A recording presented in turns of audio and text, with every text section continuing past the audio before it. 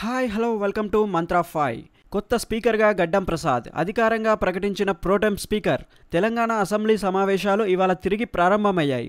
Assembly స్పీకర్గా గడ్డం ప్రసాద్ కుమార్ ఎన్నిక ఏకగ్రీవమైంది. స్పీకర్గా ఆయన పేరును కాంగ్రెస్ ప్రతిపాదించగా ప్రతిపక్ష బీఆర్ఎస్ మద్దతు పలికింది.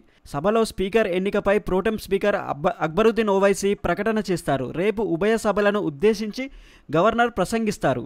ఎల్లుండి శాసనసభ మండలిలో విడివిడిగా గవర్నర్ ప్రసంగానికి ధన్యవాదాలు తెలిపే తీర్మానాన్ని ప్రవేశపెట్టి చర్చిస్తారు. ఇప్పటికే అధికార పార్టీ కాంగ్రెస్, ప్రతిపక్ష పార్టీ బీఆర్ఎస్ మధ్య డైలాగ్ వార్ కొనసాగుతుంది. 9.5 బీఆర్ఎస్ పాలనలో అన్ని శాఖల్లో జరిగిన ఆర్థిక లావాదేవీలపై శ్వేతపత్రం విడుదలకు కొత్త ప్రభుత్వం నిర్ణయం తీసుకుంది.